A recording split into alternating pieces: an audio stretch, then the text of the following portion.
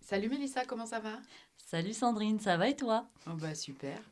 Alors on va parler de quoi aujourd'hui? On va parler de management.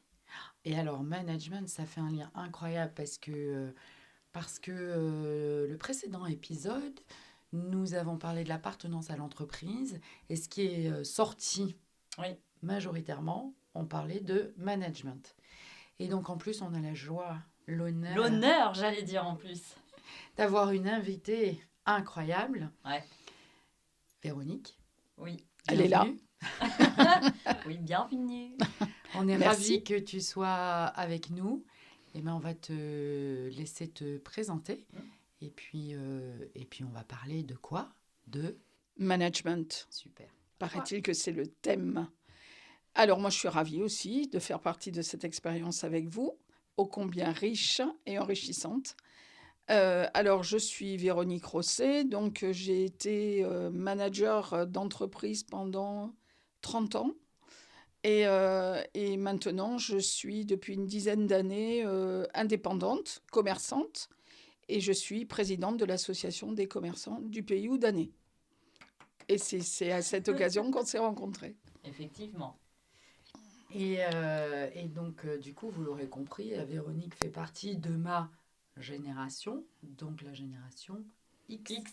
Ouais. X, Mais Véronique a aussi une telle expérience et ouverture d'esprit qu'elle va nous raconter un peu tous les changements qu'on a pu constater au fil des années sur comment manager ses équipes. alors je dirais que le manager, il a beaucoup évolué en même temps que l'entreprise a évolué. C'est-à-dire que moi, j'ai d'abord eu un management quand moi, je n'étais pas encore manager. On en parlait d'ailleurs de façon très spontanée hier. C'était rigolo parce que ça faisait exactement la transition avec aujourd'hui. J'ai connu le management très descendant, c'est-à-dire un patron, un demi-patron bicéphale en dessous, et après, des tas de petits sergents, chefs, sergents, lieutenants, qui servaient à prêcher la bonne parole. Il n'y avait pas du tout de transverse. Et au fur et à mesure du changement de l'entreprise, moi j'ai eu la chance de travailler pour une société américaine, hein, donc un laboratoire pharmaceutique américain qui employait déjà des types de management qui étaient beaucoup, beaucoup plus novateurs que ce qu'on pouvait utiliser en France dans les grands groupes français jusqu'alors, et qui, eux, ont commencé, par exemple, le tutoiement dans l'entreprise. Moi, le tutoiement dans l'entreprise, je l'ai connu déjà à partir de 1994. Donc, c'était des gens très novateurs, c'est-à-dire que du PDG de l'entreprise jusqu'à la personne qui mettait le café dans la machine à café, tout le monde se tutoyait et on s'appelait par nos prénoms. Est-ce que du coup, il y avait un manque de respect? Pas du tout. Voilà. Alors, je rebondis sur ce que tu viens de dire, parce que moi, j'ai commencé à manager dans les années 91-92, et moi, je suis méditerranéenne. Et dans les années 91-92, j'étais une toute jeune femme, et donc je tutoie, c'est dans mes gènes, je tutoie très facilement. Et qu'est-ce qu'on a pu me reprocher? Que le fait de tutoyer, ça donnait pas assez de distance avec les équipes, etc. Et comme c'était dans mon ADN, j'ai jamais changé alors le tutoiement, mais c'était tellement mal vu et ce management dit participatif, on introduisait le tutoiement. Et pour moi, au début, c'était compliqué parce que je me disais, mais je fais mal. Et comme je pouvais pas faire autrement que de le faire de manière naturelle, donc je suis restée avec un tutoiement facile. Mais je me posais souvent la question en disant, mais si je ne tutoyais pas, est-ce que je serais un peu plus respectée? Bon, l'histoire ne le dira pas parce que j'ai pas changé, mais effectivement, c'était quelque chose d'assez nouveau et pas très bien perçu dans nos organisations européennes ou en tout cas françaises. Alors c'est vrai que pour eux, les Américains, ce qui change tout, c'est le you. le you qui Ah veut oui. dire le tu et le vous. Et donc en France, ça s'est naturellement transposé par le tu. Et ça ne posait franchement aucun problème. Donc on s'appelait tous par nos prénoms, il n'y avait jamais de monsieur et madame, il n'y avait que des prénoms, à tel point que parfois on ne connaissait même pas le nom des gens à qui on s'adressait, ce qui pouvait parfois être un peu embêtant, surtout à l'époque où le mail est arrivé, où il fallait avoir le nom des gens pour leur adresser un mail. Et je me souviens de petites anecdotes cocasses où on se disait, bah, d'accord, elle s'appelle Sandrine, mais Sandrine comment finalement? Parce que moi, je l'ai toujours appelée Sandrine et je l'ai toujours tutoyée. Donc, on avait fait des organigrammes spéciaux pour se dire à qui on s'adresse avec des petites photos juste à poser. Enfin, c'était toute une organisation. Mais en rien, il y avait un différentiel de respect. C'est-à-dire que le respect s'imposait parfois dans la fonction, effectivement, où on se disait, ben, effectivement, quand je vais m'adresser à telle ou telle personne, même en la tutoyant et l'appelant par son prénom, le respect va s'imposer de lui-même. Et le respect, je dirais, se mérite. Et ça, c'est un autre sujet de notre débat, certainement. J'espère. Donc, tu as connu le management qui venait des États-Unis. Alors, pour l'instant, on ne peut pas dire bien ou pas bien. Et après? Et après, moi, j'ai travaillé dans des boîtes pour moi, où j'ai donc à manager des équipes.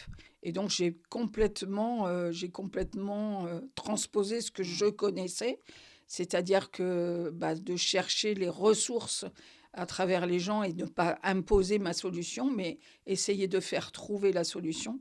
Et pour moi, c'est ça la clé du management. Et est-ce que, en tant que chef d'entreprise, tu as vu une différence en appliquant ce management-là par rapport à avant où tu étais collaboratrice dans une entreprise? Parce qu'il n'y a plus les mêmes enjeux. Il n'y a plus les mêmes enjeux, c'est ma boîte à moi. Mm. Donc, j'ai parfois tendance, et je me reprends quand j'ai trop tendance, à chercher la solution plus rapide parce qu'il faut être plus efficient, parce qu'on a moins de temps à perdre, parce qu'il y a de gros enjeux personnels. Et donc, j'ai l'impression que j'essaye d'aller un petit peu trop vite en besogne en disant aux gens, vaudrait mieux faire comme ci, comme ça, on irait plus vite. C'est un mea culpa. Moi, je reviens sur le management qui est arrivé des États-Unis. Et moi, j'ai jamais été managée dans une boîte américaine et j'ai jamais managé à l'américaine ou alors je savais pas que c'était à l'américaine. Néanmoins, avec un peu de recul et ce qu'on entend ou ce que j'ai entendu, le monde n'est pas si merveilleux que ça dans le management à l'américaine. Il y a le tutoiement, on s'appelle par ses prénoms, mais il y a une forte obligation de résultat et moins d'affect dans des prises de décision. Est-ce que j'ai tort? Est-ce que c'est... Tu trouves qu'il y a de l'affect chez nous dans les prises de décision? Ah ouais, je trouve Oula. que Ah oui.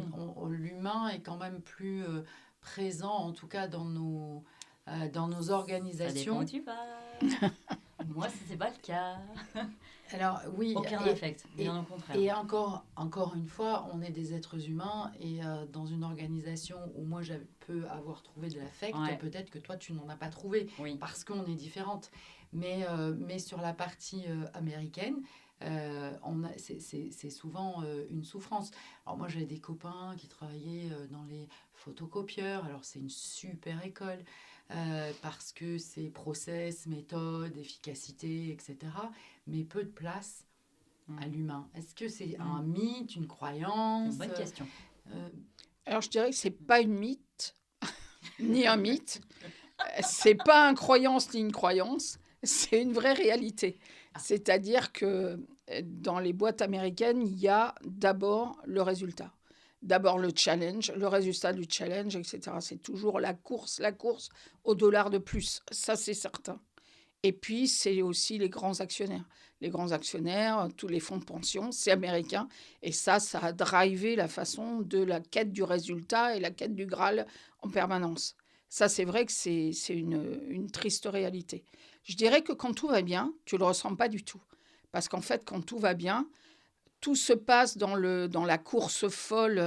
C'est comme dans un circuit automobile. Dans un circuit automobile, quand il n'y a pas d'accident au milieu de la piste, tout le monde va vite et c'est pas grave. C'est dans l'adrénaline. Et c'est ça qui est bon. Quand il y a des résultats au bout, les salaires sont en adéquation, les primes sont en adéquation. Donc en fait, tout le monde est heureux. Moi, dans le cours de ma carrière, j'ai eu plusieurs accidents de carrière dus à des fusions d'entreprises. Donc là, c'est là où tout va mal. Et c'est là l'accident sur la piste. Et là, c'est le carambolage. Et plus les gens vont vite, plus le carambolage est sérieux. C'est-à-dire que là, les gens, ils foncent tellement qu'ils ne se voient absolument pas face au mur et que là, ça tape fort derrière. Et là, c'est vrai que là, j'ai subi ce genre de management où, tout en se tutoyant quand même, hein, on t'en sort, mais alors là, plein la tête à longueur de journée. Mais sinon, je regrette pas j'ai eu 15 ans de fou à courir...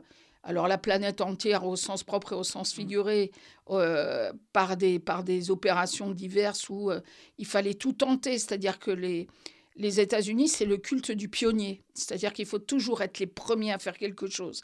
Et si tu veux être premier à faire quelque chose, il faut que tu cours plus vite que les autres. Et donc, en fait, j'ai toujours eu cette culture de courir plus vite que les autres. Et c'est vrai que ça m'a formaté, même aujourd'hui. Hein. J'ai l'impression que je suis d'ailleurs, je vais prendre ma retraite bientôt. Il va falloir que je trouve la pédale de frein, mais je vais la trouver. Et que, voilà, cette course perpétuelle, c'est aussi mon adrénaline. Si tu disais tout à l'heure mes gènes, eh bien, c'est dans mes gènes. Et ça, je ne l'ai absolument pas perdu. Absolument pas. Mais c'est vrai qu'à contrario, quand ça va mal, et quand là, par exemple... moi, j'ai travaillé dans l'industrie pharmaceutique qui est en pleine crise, vraiment en pleine crise, parce que tout ça a été racheté à 100% par les fonds de pension. Donc, ça veut dire que ce sont des actionnaires qui tiennent les manettes. Et eux, ils ne font pas de management. Pas du tout. Moi, je n'ai pas connu le management américain. Moi, j'étais dans un groupe de distribution où effectivement, il y avait la possibilité de... On va pas refaire l'épisode sur l'appartenance à l'entreprise, mais il y avait la possibilité de gravir les échelons. Il y avait quand même un respect. On était aussi dans une phase de croissance, donc c'est toujours un peu plus facile. Mais on a toujours eu une forme d'humain ou de relation, d'affect. C'était moins la course à. Et toi, Mélissa, le management? J'étais en train de réfléchir pendant que vous échangez sur le sujet par rapport à mes propres expériences. Donc j'ai connu autant le vrai schéma de la hiérarchie, vouvoiement, limite tu fais un salut quand le patron ou le directeur passe, avec vouvoiement, prénom. J'ai connu, mais pas de relation, du tout. Enfin, aucune relation, juste un contrat. J'ai connu après, sur ma dernière expérience, le tutoiement. Par contre, grosse évolution en interne dans l'entreprise, mais gros blocage par la suite. Et donc tutoiement, enfin bref, avec la direction. Enfin, mais alors là, ça n'a pas du tout fonctionné. Est-ce que toi, tu as managé? Oui, moi j'ai managé, ouais. Des hommes d'ailleurs, je manageais des hommes puisque j'étais dans l'entretien et l'aménagement d'espaces verts, donc voilà, c'est très masculin. J'étais sur le tutoiement, ils étaient sur le tutoiement vers moi, parce que comme j'ai expliqué dans un précédent épisode, et notamment aussi hier lors du débat sur l'appartenance à l'entreprise, c'est pas parce que... pour moi, on est une équipe, donc on a des résultats à faire ensemble, on est sur un même niveau, c'est juste qu'on a chacun une mission différente. Et c'est pas parce que moi, j'étais directement en contact avec les clients ou que j'étais force de proposition sur des actions, etc., parce que c'est ce qu'on attendait de moi, et que eux étaient en train de, je mets des guillemets, exécuter, parce que j'aime pas trop, mais que je devais me sentir supérieure à eux ou pas. En fait, je partais du principe qu'on était vraiment une équipe, et sans leur travail, moi, je pouvais pas avancer non plus. Donc, franchement, c'était plutôt sain, et la preuve en est, ça fait... je suis partie depuis 2020, et j'ai toujours des contacts avec certains enfin quasiment tous en fait, parce que bah, il y avait vraiment une approche. Par contre, le travail, c'était le travail. Je veux dire, je les voyais pas en dehors du travail. Il était hors de question qu'on se voit en dehors du travail et tout ça. Enfin, il y avait quand même ce côté-là. Je sais pas si ça résonne en vous quand je dis ça, euh, mais ça n'empêche que le matin, j'allais sur les chantiers avec eux, toujours le petit café pour commencer la journée. Enfin, ça faisait vraiment partie de mes traditions, quoi. Alors, je Mm. pense que les différents types de management, c'est aussi lié aux différents types d'activités. Moi, j'ai managé de nombreuses années et avec l'âge et le recul, je me dis, mais est-ce que j'étais une bonne manageuse? Je pense que j'ai fait plein d'erreurs parce que peut-être la pression, peut-être, mais que j'ai vécu des belles aventures. Et voilà, j'espère juste que les équipes, j'ai fait de mon mieux, j'ai pas fait d'école de management, je l'ai fait toujours un peu à l'instinct. Euh, j'ai fait avancer les choses, je me suis certainement ramassée et j'ai peut-être pas été attentive à certaines personnes dans mes équipes. Je suis passée à côté de certainement plein de choses, mais je l'ai fait du mieux que je pouvais. Par contre, je sais qu'il y a certaines choses que je changerais aujourd'hui, mais c'est pas parce que j'ai été formée sur le management entre, c'est Mm. juste parce que j'ai une forme de maturité et d'ouverture ou de tolérance un peu différente, mais ça c'est lié certainement à l'âge. Toi, tu disais que parfois tu as l'impression de manager un peu trop vite. Maintenant. Maintenant. En fait, j'ai l'impression, ta question c'était tout à l'heure, est-ce que depuis, ou la question de Mélissa, c'était depuis que tu as tes équipes à toi, avec tes boîtes à toi, oui, effectivement, l'enjeu n'est pas le même. Donc j'ai l'impression que je veux plutôt qu'ils trouvent la solution eux-mêmes, je veux leur imposer la solution en disant Mm. si on fait comme Oui. ça Ah, ira de toute façon plus vite comme ça. Et ça sera mieux fait. Par exemple, quand on fait rentrer, eux, ils ont toujours la soif de faire rentrer des nouvelles gammes de produits, etc. etc. Moi, là, pour le coup, je les freine plus, mais là, je mets mon côté galon devant en disant rendez-vous compte de l'état des ventes d'abord avant de faire rentrer plus. Soyez responsables et mm. eux ont tendance à ne pas l'être, mais c'est pas dans leur fonction non plus. Donc là, j'ai l'impression que je les bloque davantage. Mais sinon, pour en revenir à l'humain, j'ai eu l'impression dans les boîtes américaines qu'effectivement, il y avait un souci de l'humain quand même assez constant. Moi, j'ai eu la chance de travailler beaucoup avec des femmes et des femmes qui occupaient de très très hauts postes. D'ailleurs, dans les 10 plus hauts postes de labo, donc j'en faisais partie, il y avait que des femmes. Alors, C'est intéressant en vue de... c'est tout à fait, c'est étonnant. Bah, j'allais dire étonnant même. C'est étonnant. Et encore aujourd'hui, la PDG de Merck France, c'est une femme que j'ai eue moi en tant que stagiaire. Donc, Ah ouais. si. Est-ce que Donc, tu saurais identifier pourquoi ou pas? Parce que on va pas rentrer sur ce sujet du patriarcat, mais il y a quand même une majorité d'hommes qui dirigent des entreprises, notamment au CAC 40, enfin si on prend les plus grosses entreprises, etc. Alors pourquoi dans parce le... qu'elles sont du CAC 40. La réponse dans ta question. C'est-à-dire qu'il n'y a pas l'ouverture. On est quand même un pays latin. On n'est pas des pionniers. Il faut qu'on s'installe, qu'on s'installe. Regarde n'importe quelle chaîne de télévision avec un débat qui a l'air d'un débat.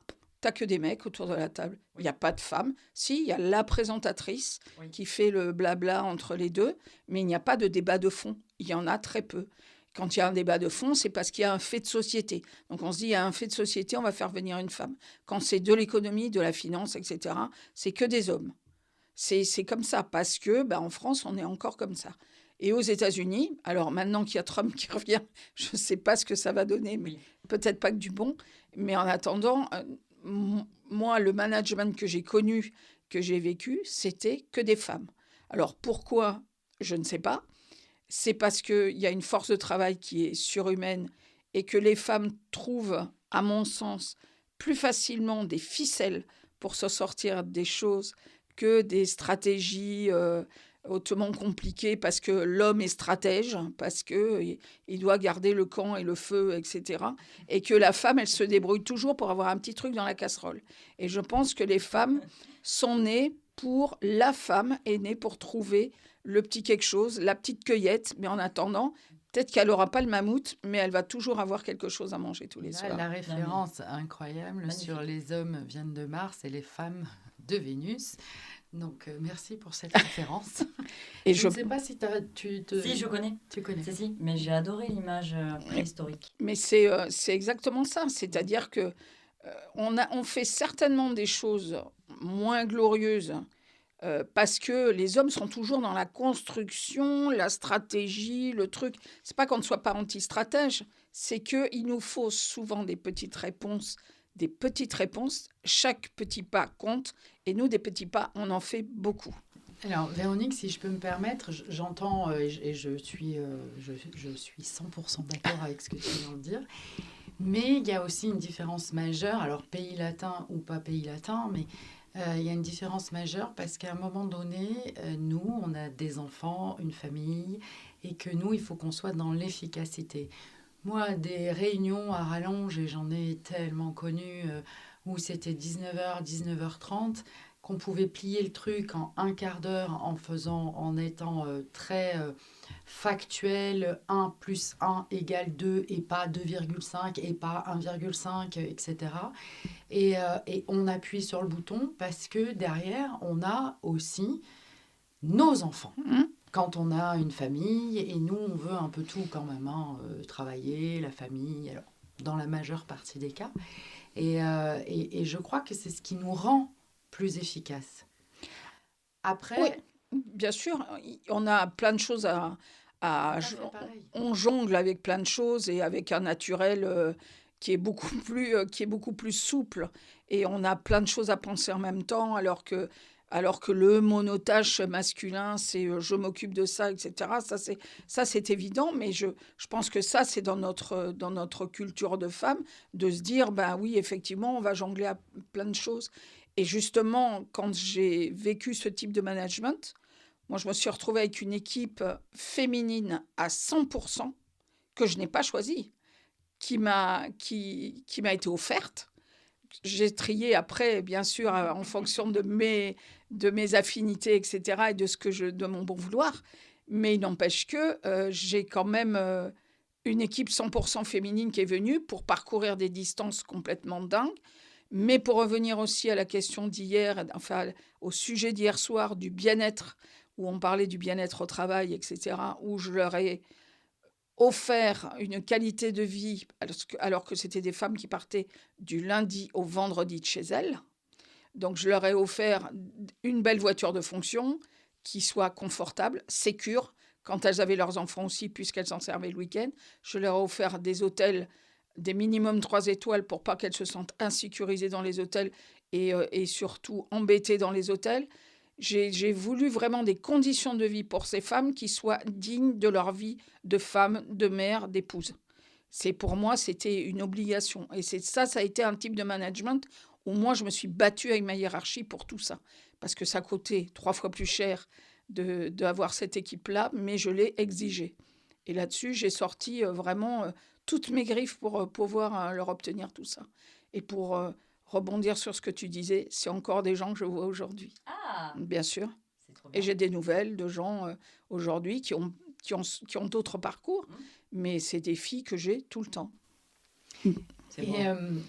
Ouais, pour info, moi aussi, j'ai toujours plein de contacts et il y en a même qui font partie de ma sphère privée maintenant. Mais même si j'ai pas toujours été une super manageuse.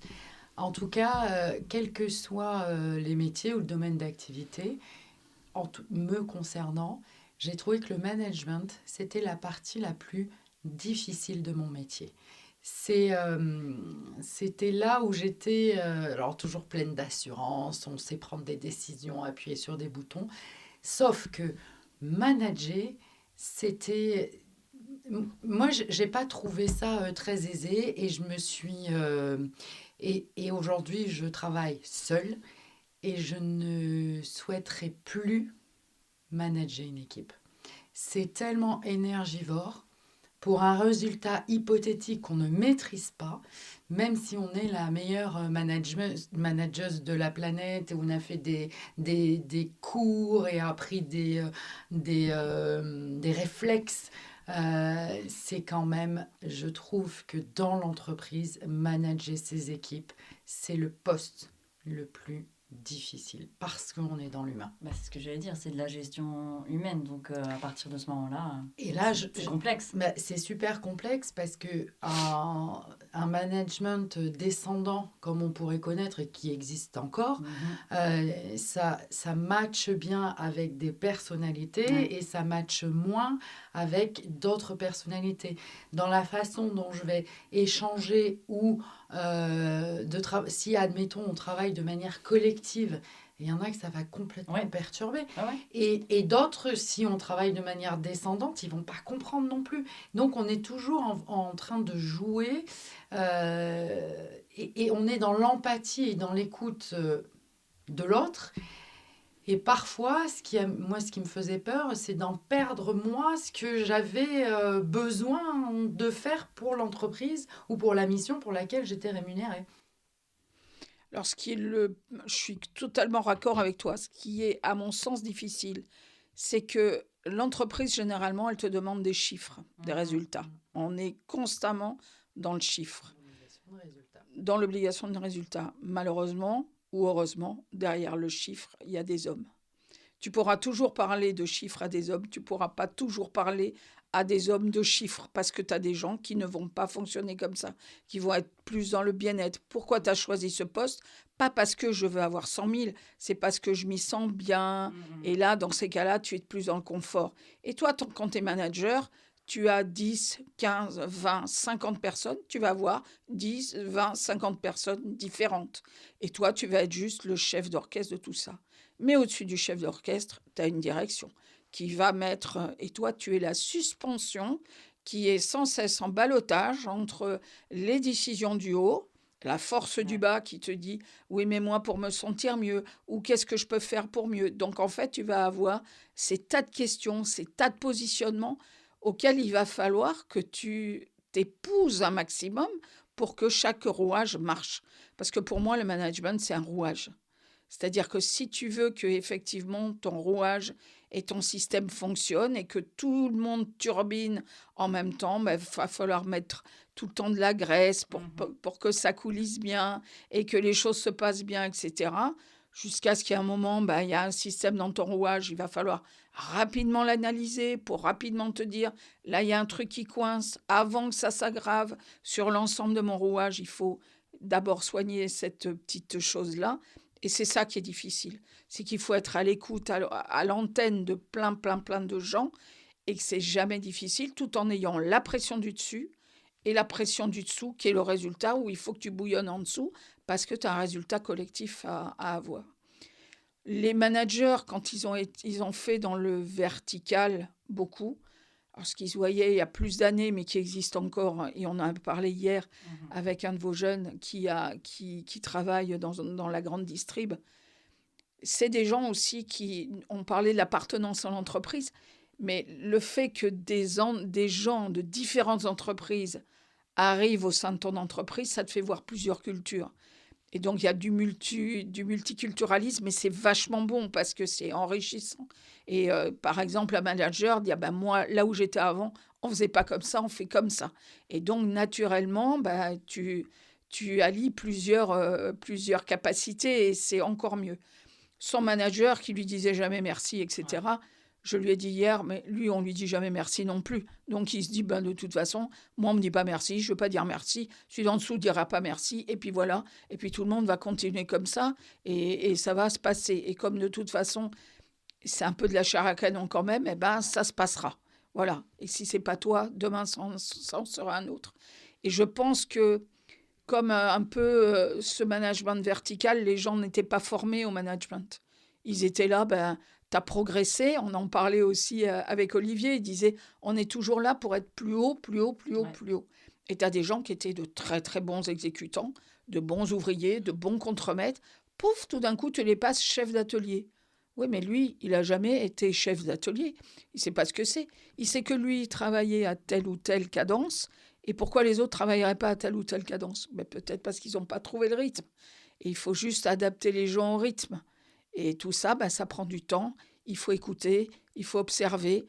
Et quand tu as le chef d'atelier du dessus qui te dit pourquoi ça marche pas aussi vite, tu peux pas lui expliquer. Donc tu joues la schlag. Et c'est uniquement en fait, c'est des réminiscences de choses que tu as vécues. Et c'est tout à fait. Enfin, voilà, j'abonde. Alors, c'est pas parce qu'on est de la même génération que Pas du on est tout. toujours d'accord.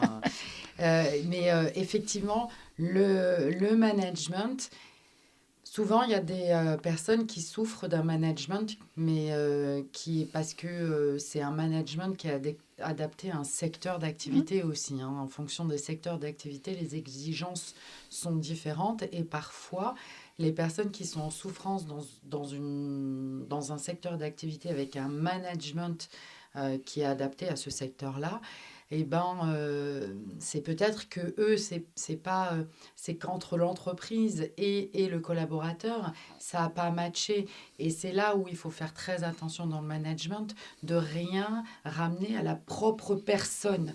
Il faut remettre dans un contexte. Et si la personne, elle est en souffrance, c'est qu'elle est en souffrance parce que peut-être que l'entreprise n'est pas adaptée pour elle. Moi, j'ai des exemples comme ça et j'ai toujours fait très attention à ce qu'on n'aille pas au bout d'une forme de souffrance et d'acharnement.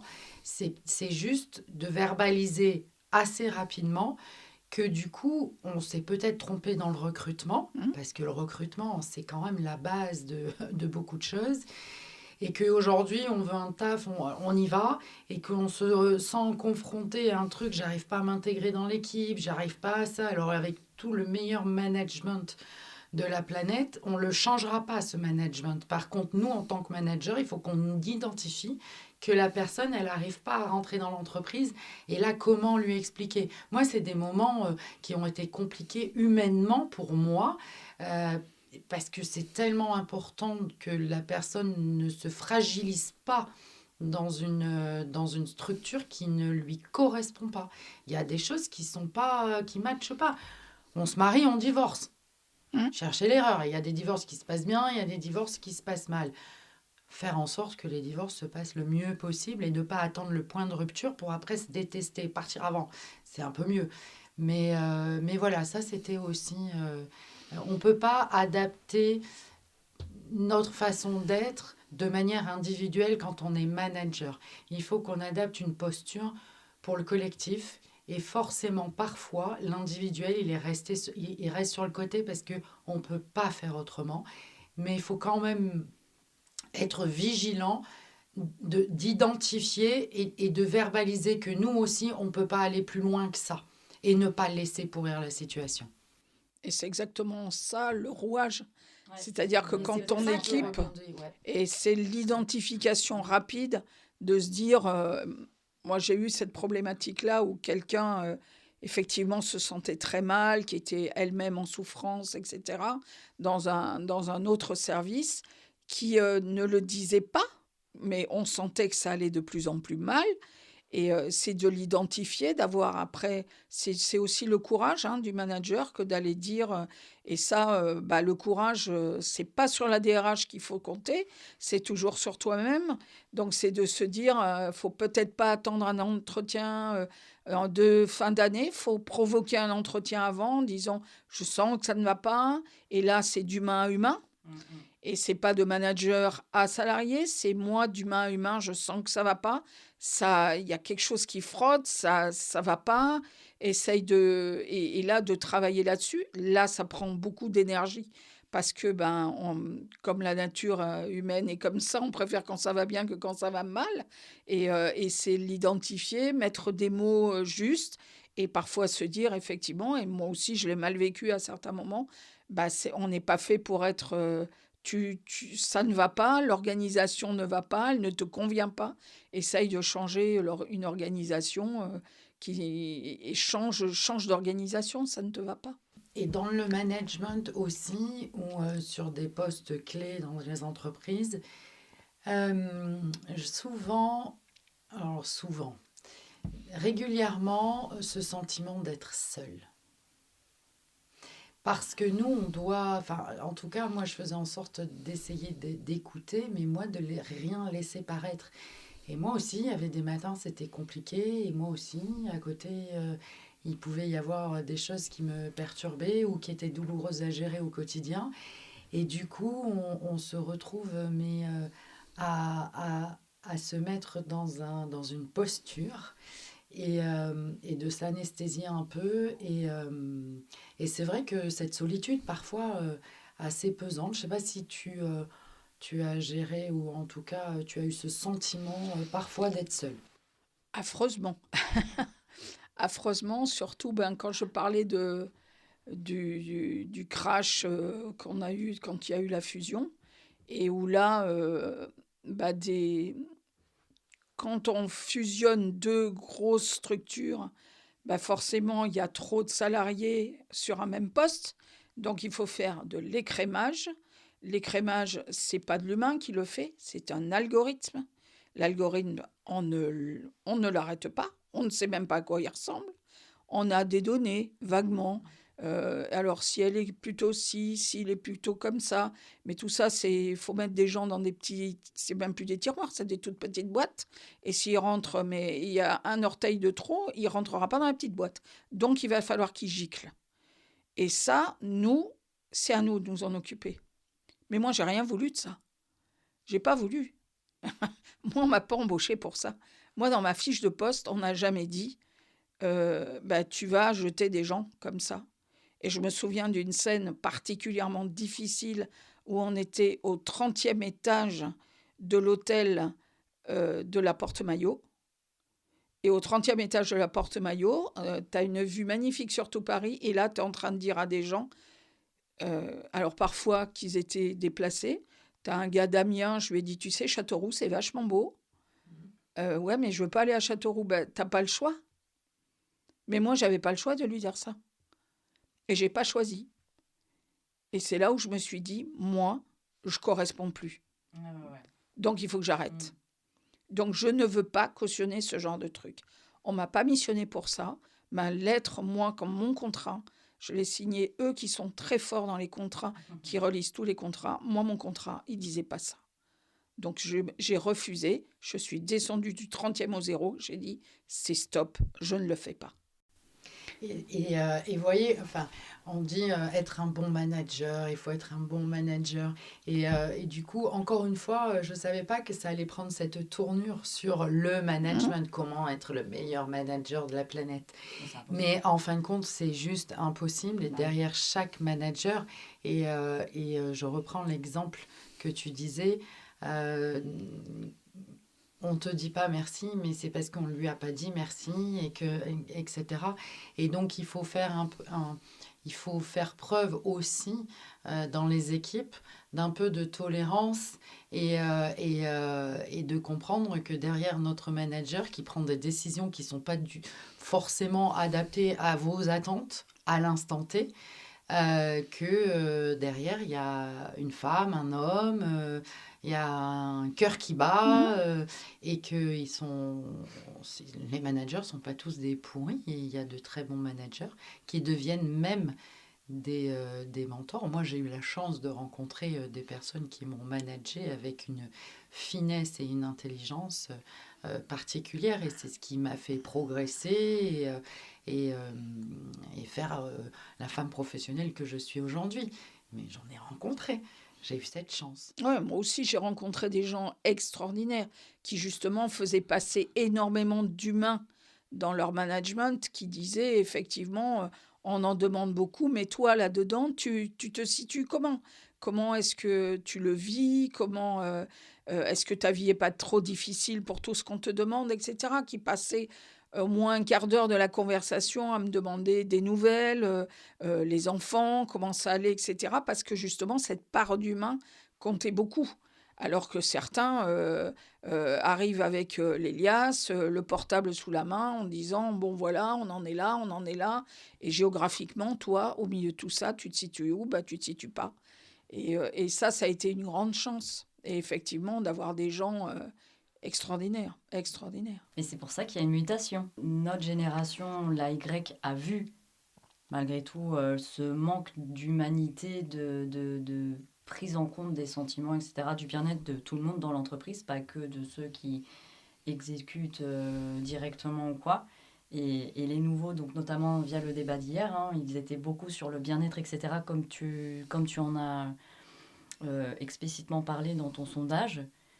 Parce qu'en fait, manager ou pas, on reste tous des humains et on a le droit, même en étant manager, de ne pas se sentir bien, etc.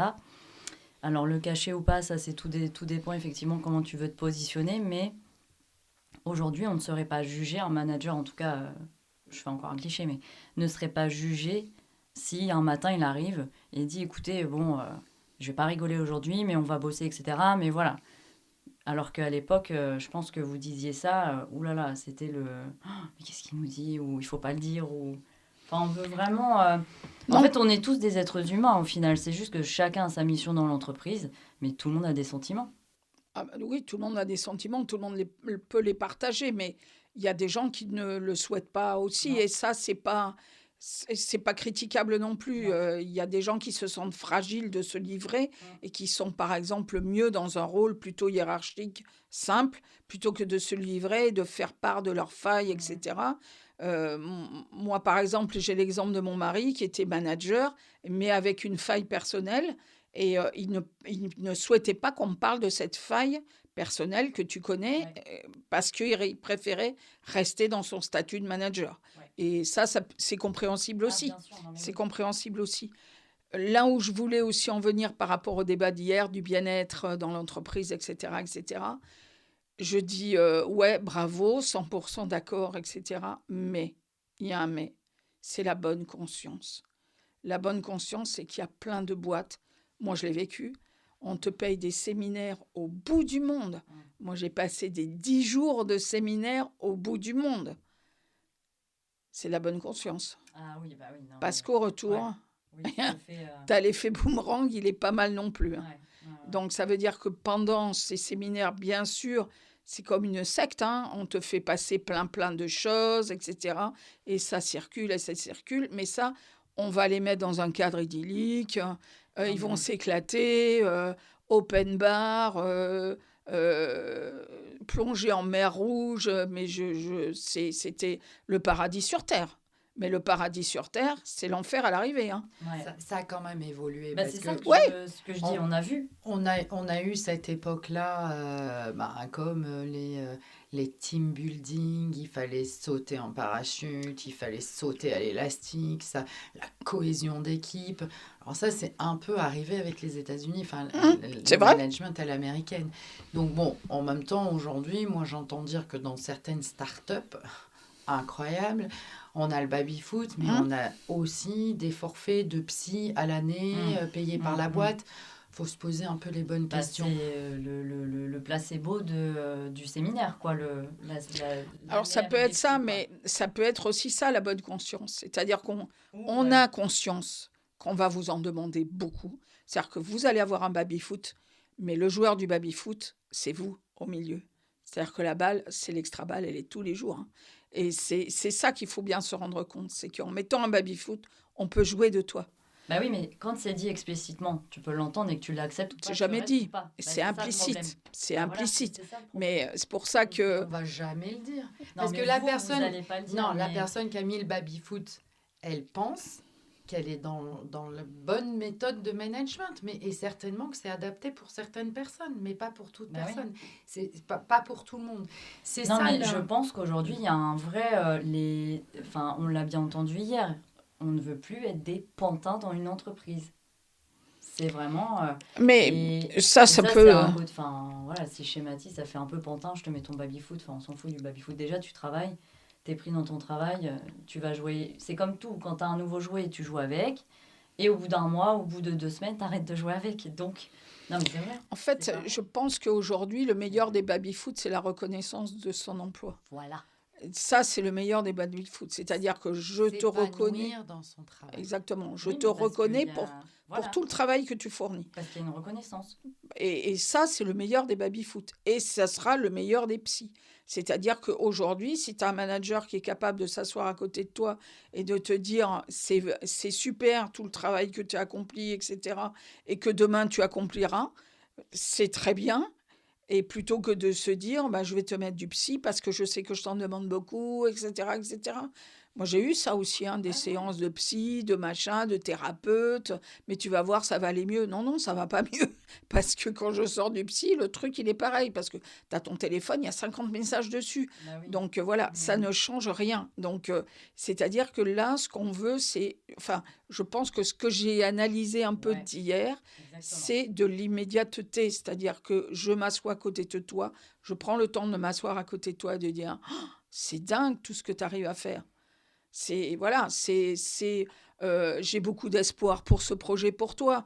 Je vais te donner ce projet parce que je crois en toi. Voilà, des choses en fait qui paraissent tout simples à dire, mais qui parfois sont pas si simples que ça à faire. Surtout que le même manager, personne ne s'assoit à côté de lui. Encore une fois. Oui, mais c'est pas parce qu'on ne te fait pas les choses à toi que tu ne peux pas faire ce que faire de tes propres valeurs, etc. Enfin, tu vois. Ouais, mais ça veut dire que dans l'entreprise, tu Mais dans un gros autorises. groupe, c'est compliqué, Non, j'entends, pas mais dans un gros ouais. groupe, même dans une petite structure, c'est Mm, tu prends du temps. mm, C'est-à-dire que je vais te parler par exemple de l'entreprise de mon fils. Donc ils ont une brasserie artisanale, ils font de la bière. Ils sont au milieu des fûts, au milieu de la flotte, les pieds avec des bottes en caoutchouc, etc. Mais il faut qu'ils managent des équipes en même temps. Mais c'est quoi l'urgence? C'est qu'il y a un truc qui bouillonne et qu'il va falloir sortir le malt, etc. Va falloir aller chercher des sacs de 50 kilos. Va falloir faire ci, va falloir faire ça. Mais qui va se poser à un moment donné pour dire waouh, le truc qu'on a fait, c'est mhm, top. Et c'est de la vraie volonté derrière. C'est-à-dire qu'il faut s'autoriser le temps. D'abord, faut y penser. Faut avoir le truc dans le cerveau qui dit tiens, à ce moment-là, il faut que je dise quelque chose parce que c'est urgent, parce que je le vois transpirer, je le vois, il a mal aux pieds, je le vois, la souffrance physique, elle se voit.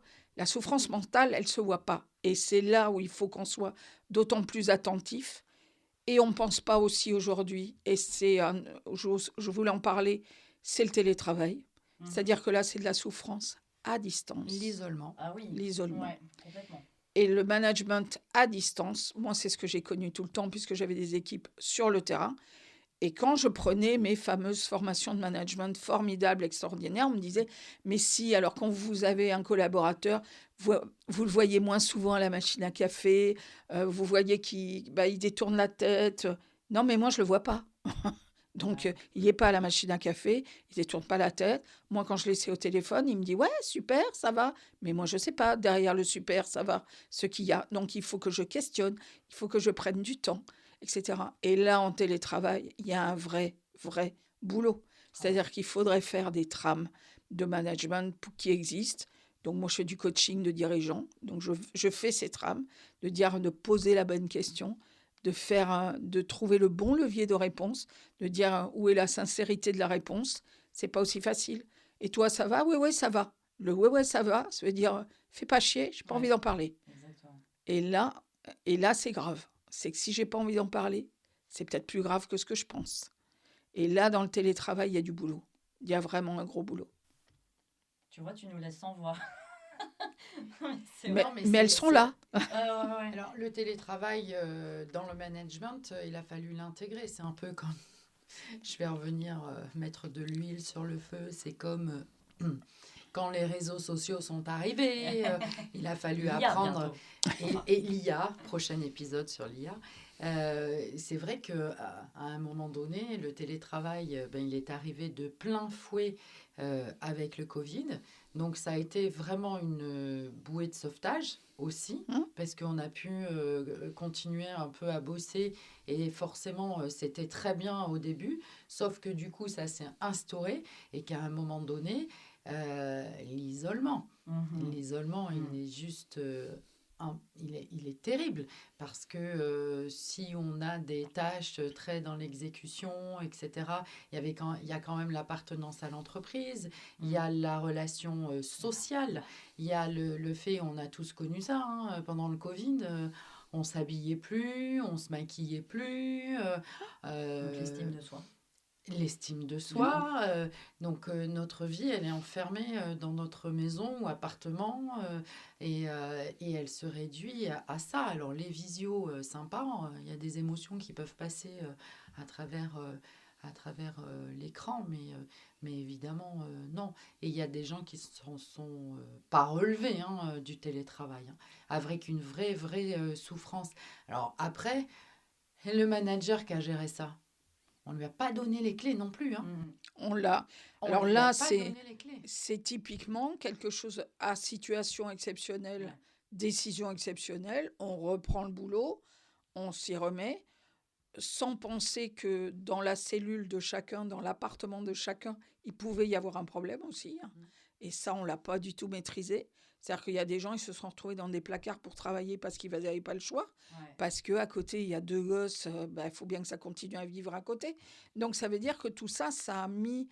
Et d'ailleurs, certaines entreprises ont surfé sur la tendance en disant, on vous fait des petits bureaux, des petits machins, des petites cellules, des petits trucs, ouais, super, mais bon, moi, ma petite cellule, dans mon 40 mètres carrés, déjà, elle ne tient pas, ma petite cellule.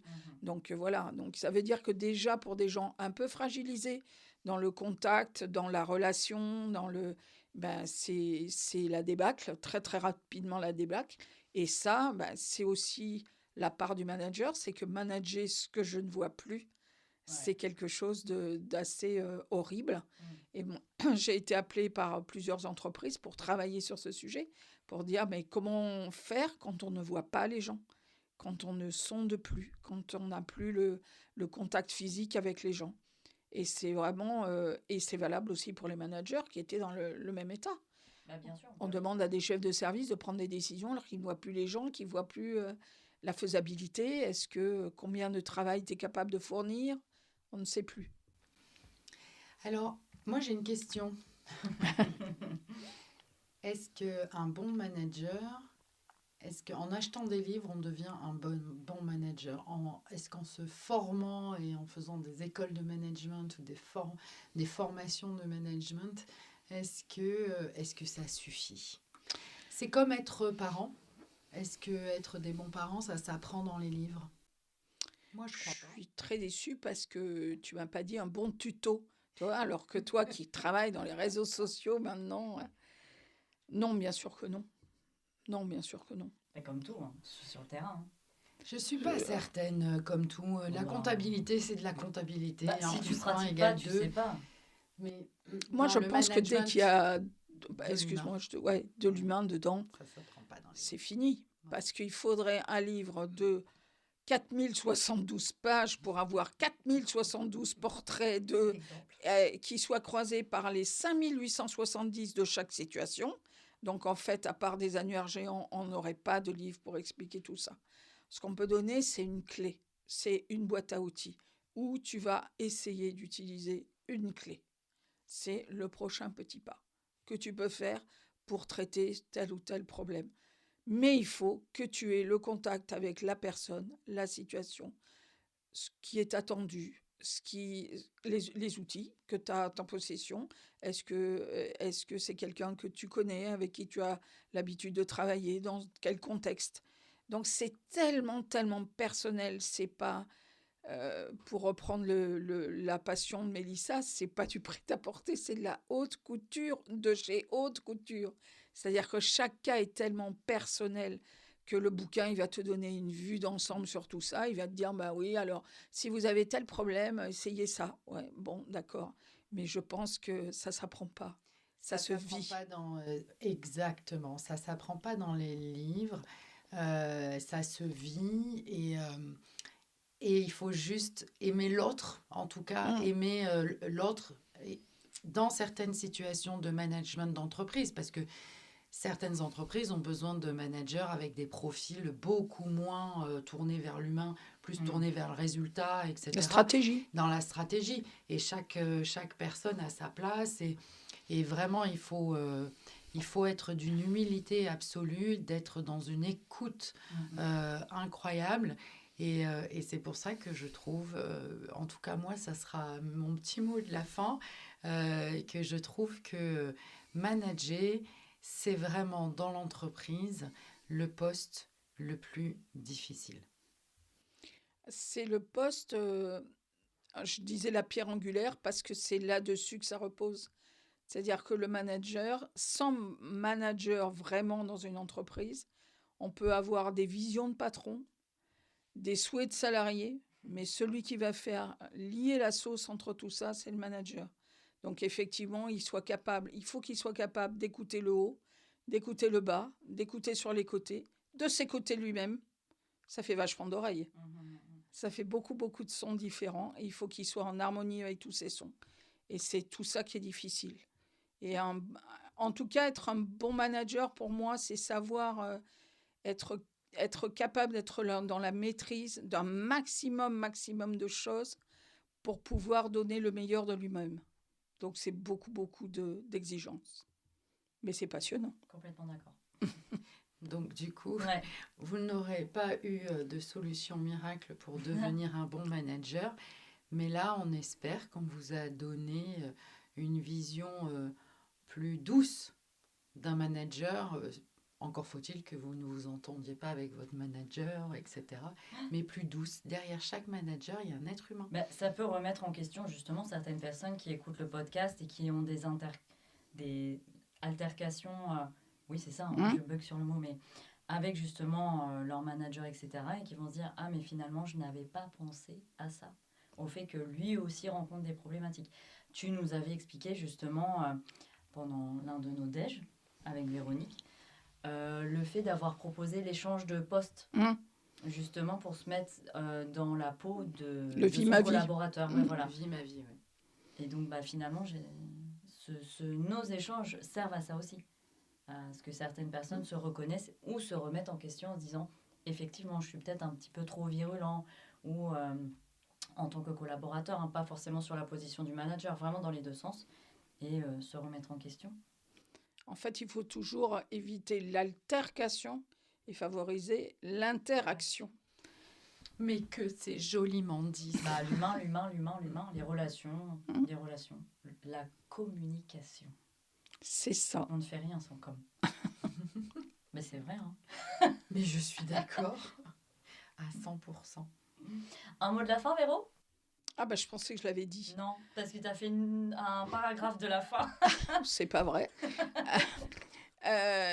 Et voilà, j'espère que je vous aurai donné envie soit de communiquer plus avec votre manager, soit de devenir un manager à l'écoute de vos équipes, de devenir un manager épanoui pour faire une équipe épanouie et de se faire plaisir. Ouais. Parce que se faire plaisir, il n'y a que ça de vrai dans la vie. Qu'on l'on soit, à quel poste où l'on soit, l'essentiel, c'est d'aimer ce que l'on fait. Donc voilà, c'était le mot de la fin. C'est un deuxième paragraphe, mais... On n'était pas filmés, mais Véronique parlait et Mélissa et moi, on dodeliné de la tête. Oui. Ouais. En tout cas, moi, j'ai adoré ce moment. Oui. Merci. Mais je l'ai dit, moi. J'ai dit plein de fois le mot de la fin. Non, j'ai adoré ce moment. Le mot de la fin, c'est l'humain. L'échange. Ce que vous ne voyez pas, mais elles me regardent toutes les deux. Et l'écoute. L'échange et l'écoute, oui, mais j'ai dit... Ah, mais je voulais dire l'échange et l'écoute, ouais. L'écoute, l'écoute. Mais parfois, moi, j'ai adoré cet échange. Encore une fois, on n'avait pas imaginé de le prendre dans ce sens-là. Et à chaque fois, quand on fait les choses naturellement et à l'intuition, je suis certaine que vous allez l'entendre et que vous allez avoir un plaisir fou d'écouter notre podcast, comme moi, j'ai eu un plaisir fou d'échanger avec vous. Voilà. C'est partagé. Partagé. En trois. En trois. À bientôt. Oui, à bientôt. Au revoir, à très Véronique, bientôt. Merci. Avec plaisir.